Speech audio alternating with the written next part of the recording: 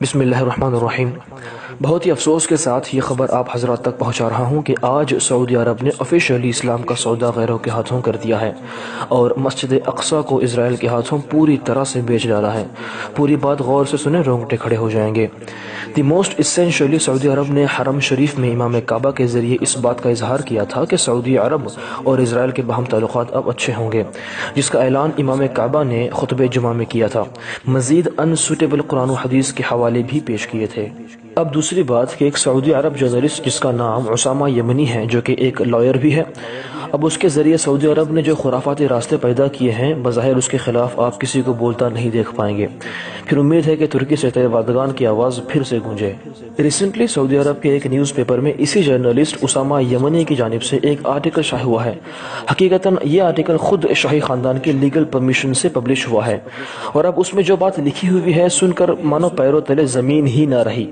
اس میں لکھا ہے کہ جو مسجد یروشلم میں ہے وہ حقیقتاً مسجد اقصی ہے ہی نہیں، جس کا ذکر قرآن و حدیث میں ہے، لہٰذا آپ اس پر ٹائم ویسٹ نہ کریں۔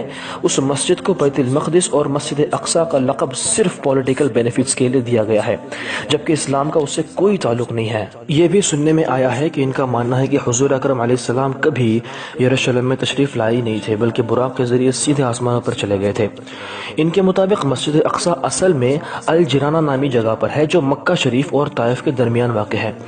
ان کا کہنا ہے کہ یہاں پر حقیقتاً مسجد اقصی ہے جس کو بھلا دیا گیا ہے، لہٰذا جو مسجد یروشلم میں ہے وہ مسجد اقصی ہے ہی نہیں، اور جو لوگ یروشلم میں مسجد اقصی کو مانتے ہیں ان کو اپنی بات کو پیچھے لے لینا چاہیے۔ اب ان خبیثوں کے مطابق مسجد اقصی جس کو ہم مانتے ہیں، اصل میں عبد المالک بن مروان نے اس کی تعمیر کی تھی، اور اس کی تعمیر کی اصل وجہ یہ تھی کہ ایک الزبیر نامی شخص جبراً حاجیوں سے بیعت کرواتا تھا، تو اس obstacle کو سولو کرنے کے لیے اس مسجد کو بنایا گیا کہ حاجیوں کو سیدھا یہیں سے روانہ کیا جائے۔ اب جو فوٹو آپ سکرین پر دیکھ رہے ہیں اصل میں یہ مسجد اقصی ہے، اور ڈوم آف راک اصل میں مسجد اقصی ہے ہی نہیں۔ اب سارا کھیل سمجھ میں آ گیا کہ سعودی عرب خود چاہتا ہے کہ ڈوم آف راک کو توڑ کر وہاں تھرڈ ٹیمپل بنایا جائے، پھر مسلمانوں کو گمراہ کیا جائے کہ مسجد اقصی تو وہیں پر ہے جہاں پر تھی۔ اب دیکھیں اس آرٹیکل کے پیچھے کا سارا گیم، یہ سعودی کی طرف سے ایک واہیات کھیل کھیلا گیا ہے، اس پلان کے ساتھ کہ مسلمان مسجد اقصی سے دور ہو جائے اور یہودیوں کو پورا اختیار مل جائے کہ اس جگہ پر وہ تھرڈ ٹیمپل قائم کریں، اور اسی خبر کو اسرائیل کے تمام نیوز پیپر کی ہیڈ لائن بنا کر پیش کیا جا رہا ہے، اور وہ لوگ سیلیبریٹ بھی کر رہے ہیں اور وہ اپنا حق جتانا شروع کر چکے ہیں۔ اب یہاں دیکھیں بابری مسجد کی جگہ جو مندر بنانے کا فیصلہ ہوا تھا وہ کیا تھا؟ پہلے تو وہاں یہ ثابت کر لیا گیا کہ مسجد تھی ہی نہیں، پھر فیصلہ مندر کے حق میں کرنا آسان ہو گیا۔ بس سیم کھیل یہاں پر بھی ہے، یہاں پر بھی بائبل اور دیگر کتابوں کے حوالے دے کر وہ لوگ یہ ثابت کرنا چاہتے ہیں کہ یہاں جس کو تم بیت المقدس بول رہے ہو اصل میں اس پر حق پہلے سے یہودیوں کا ہی تھا، بس تو مسلمانوں کو یہاں سے نکال دیں اور جہاں سیکنڈ ٹیمپل تھا وہاں دوبارہ تھرڈ ٹیمپل بنے گا۔ یہ تو بس ان کا پلان تھا، مگر اس پلان کو عملی جامہ سعودیوں نے پہنا دیا اور ان کا راستہ ہموار کر دیا۔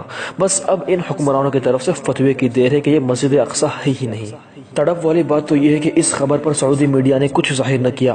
اب بولنے والا یہ بول سکتا ہے کہ سعودی حکومت کے پیٹھ پیچھے یہ سارا کھیل کھیلا گیا ہوگا، تو وہ نادان اس بات کو سن لیں کہ جہاں عید کا خطبہ، حج کے سسٹمز اور ایون جمعہ کا خطبہ بھی اس حکومت کے انڈر ہوتے ہیں، تو کیا یہ ممکن ہے کہ اتنی بڑی بات کا علم ان کو نہ ہو؟ افسوس کی بات ہے، جبکہ پورا کا پورا میڈیا انہی کے کنٹرول میں ہے۔ اب حرم شریف میں کشمیریوں اور فلسطینیوں کے لیے دعا بھی نہیں کر سکتے، ایون سود کے خلاف بھی کچھ نہیں بول سکتے، جس کو قرآن نے صراحتاً حرام قرار دیا۔ اصل میں ان کا ذریعہ معاش سود سے ہی چلتا ہوگا۔ اب بس انتظار ہے کہ کس طرح یہ مسجد اقصی کو گرا کر وہاں تھرڈ ٹیمپل قائم کر دیں، کیونکہ اصل میں اسرائیل کی پارلیمنٹ میں آئے دن یہی بحث کا مدعا بنا ہوا ہے کہ کس طرح مسجد اقصی کو گرا کر وہاں تھرڈ ٹیمپل بنایا جائے۔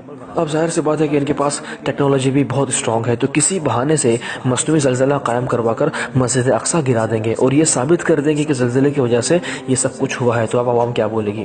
اب سعودی نے جواز پیش کر دیا ہے، اب دیگر اسلامک کنٹریز بھی اسی طرح حامی بھر کر ایک گرینڈ فتویٰ ایشو کریں گے اور دوسرے ہی لمحے مسلمانوں کو وہاں سے نکال کر یہودی اپنا قبضہ جما لیں گے۔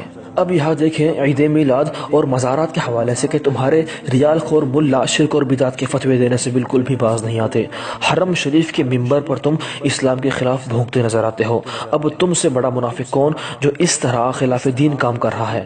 اصل میں تم نہ دین کو سپورٹ کرتے ہو اور نہ یہودیوں کے خلاف کچھ بولتے ہو، یہی تمہارے یہودی ہونے کی دلیل ہے جو مسلمانوں کا لبادہ اوڑھ کر مسلمانوں میں شامل ہو گئے ہیں۔ اللہ تعالیٰ دشمنان اسلام سے ہمیں محفوظ رکھے اور ان یہودیوں کو ان کے ٹھکانے پر پہنچا دے، آمین۔ اگر آپ نے ابھی تک ہمارا چینل سبسکرائب نہیں کیا تو ہمارے چینل کو سبسکرائب کر لیں